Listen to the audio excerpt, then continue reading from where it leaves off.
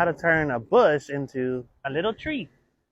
So this here is a vitex, but you can use this technique on crepe myrtles and lilacs and a bunch of other plants. Waxleaf ligustrum is another good one that start off as kind of big shrubby bushes, and then you can turn them into little trees or patio trees.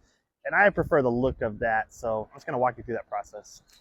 I mean, it's fairly simple. You just pick one branch at a time, find the lowest branches and start there, and then start working your way upward. So obviously this branch isn't going to work, so I'm going to start there, go back to the main trunk and cut it off, and then keep working my way up.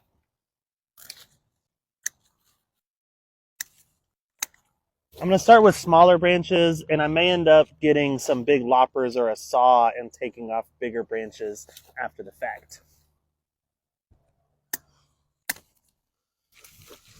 Okay, so let's get those out of the way. We're starting to expose the trunk, and this is a good time to step back and look at the shape of this. Another thing I like to do is, if you're wondering about taking a branch off, grab it and pull it down and then see what the tree looks like. I think that looks really nice, so we're going to take this whole thing off.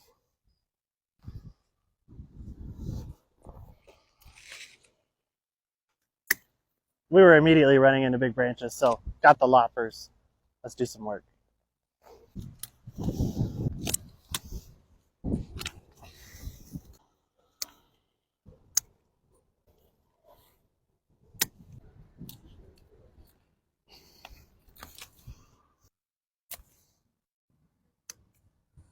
Okay, now we're left with a bunch of these little interior branches. I'm going to take those off too. Anything that's growing towards the middle of the plant, we want growth that's going outward. So these are not going to work. This one unfortunately has some crossing, twisting trunks. Going.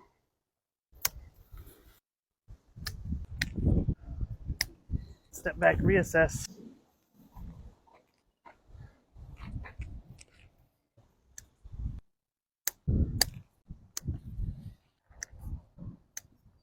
Okay, I could stop right now. I actually think that looks really nice. It's pretty proportional. We've got about half of the trunk exposed and about half with foliage. But there's a couple of issues that I may want to address right now. Let's talk about them. One is we have some rubbing trunks right here. So these two branches are rubbing together, and what this will do is, as the wind moves this, it's going to gouge the bark of these two branches. They're going to always be competing with each other. So long term, we probably ought to remove one of these.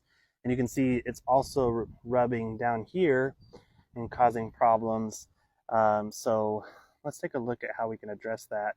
And it may make this tree look more sparse by removing that, but in the long run, it would probably be better to remove that for the health of this tree.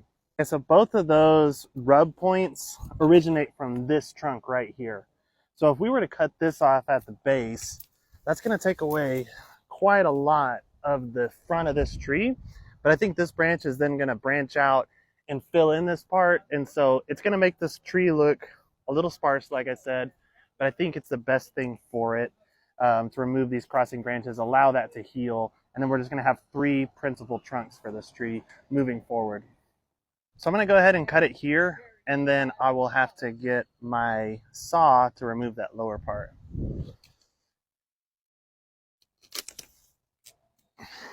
Oh, that wasn't a clean cut. All right, so because this wasn't addressed a long time ago, these have all kind of fused together. So it's going to be kind of like tree surgery here. See how it turns out. The other branch. There we go. Wow. Yeah, that was going to be a problem. I'm going to have to take some more of that off. We'll try to do the same thing here. This one has been through the ringer. You can see where these two branches were really sandwiching this trunk right here and causing it to be all deformed. So I may end up cutting a little bit more of this off just to allow this trunk to thicken up and strengthen, because that's going to be our main trunk from here on out. So as I'm looking at this, there's actually some separation here. When you move this, these are not fused together. So I think I need to cut straight across here and see if I can pop that off without damaging this trunk. That's going to be the trick.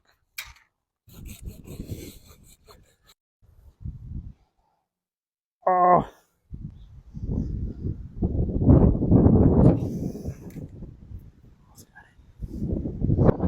it's still on there pretty tight.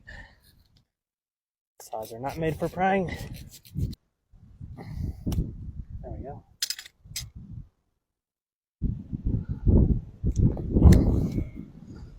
Okay.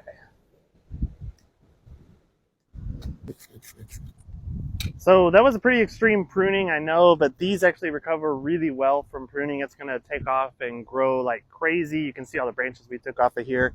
And it does look a little bit thinner than I originally anticipated, but that's because we had those crossing branches that we had to take off that were pretty major. But long term, this is going to be a really healthy and beautiful tree here.